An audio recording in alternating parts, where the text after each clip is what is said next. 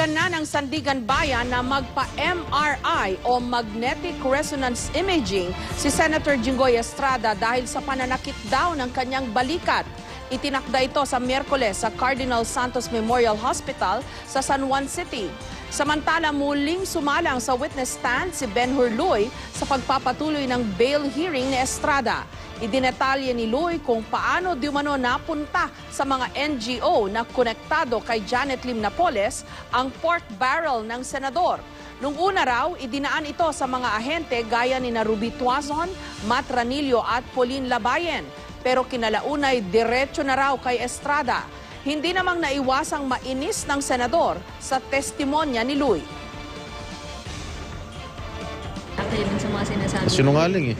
Ano ba hindi ako insinuate ni Ben-Hur Luy na nagtatransa ako kay Gina Napoles tungkol sa mga komisyon. Hindi po totoo yun.